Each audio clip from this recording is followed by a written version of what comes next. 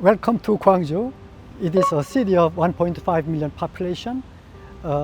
Each industry comprises car motors, Kia Motors, which produces about 600,000 units a year, and the tire company.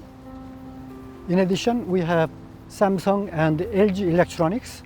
So those three industries are major rice bowls of the city, in addition to the big farmland around. So the farmland was the rice bowl, not only of these people here, traditionally the whole Korea. I consider the combination of 빨리빨리 and the rebel spirit produces current Korean culture. So the Koreans usually consider themselves have Han, which is considered like a deep anger or deep remorse. So that kind of pain combined with quickness produces quite energy. It produces dynamics, like movies, dramas, music. So I consider Korean culture or Korean cultural wave comes from the combination of dynamics of 빨리빨리 and then deep anger. So the people here are even more quick and then more rebellious. So in the last 20th century, there were, I consider, 8 major uprisings. 2 took place in Gwangju. So this is about 6th largest in Korea, not the biggest one, regional city.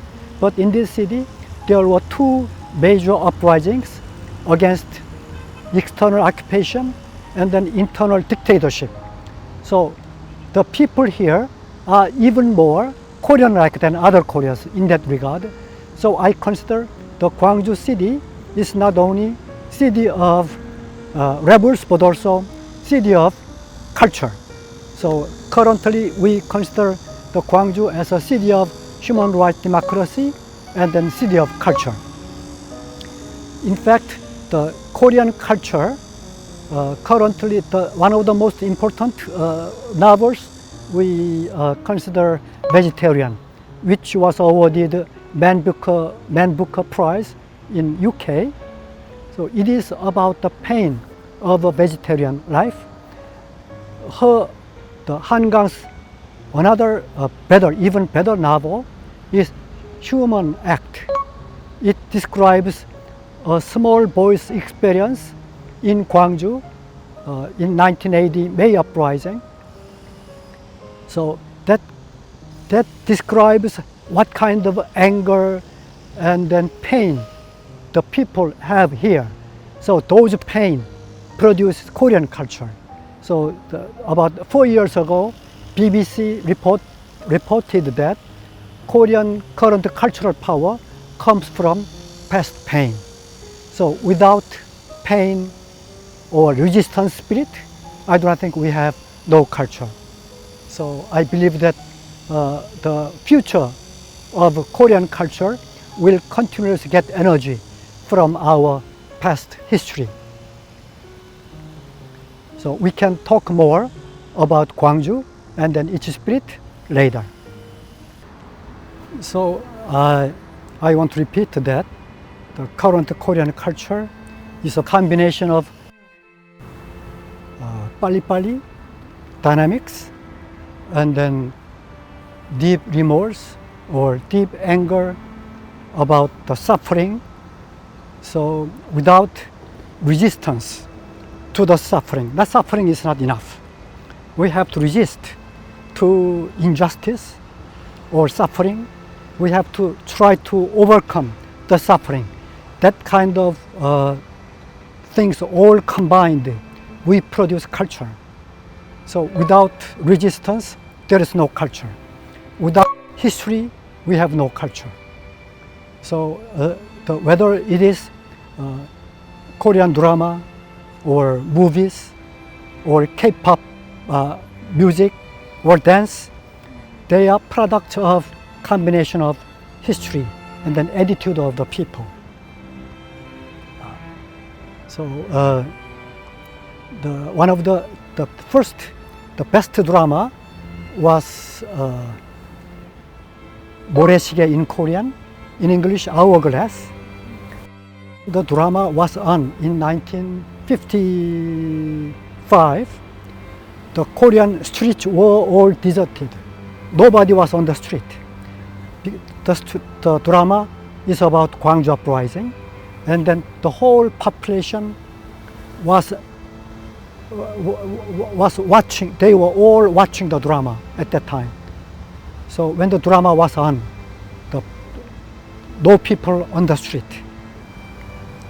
So and then the movie, which sold more than 1 million tickets, 서편제. 서편제 is a music drama.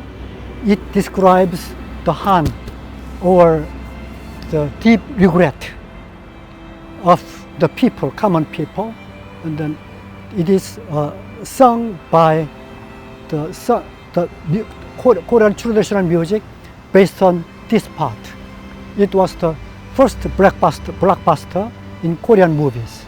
So those what the best drama, the best movie came from here, based on the history, past pains. So again, this city represents also like a culture and then human rights. So the building, the city building hall, the far left from here, it is 5 stories, and then the right side we have 18 stories.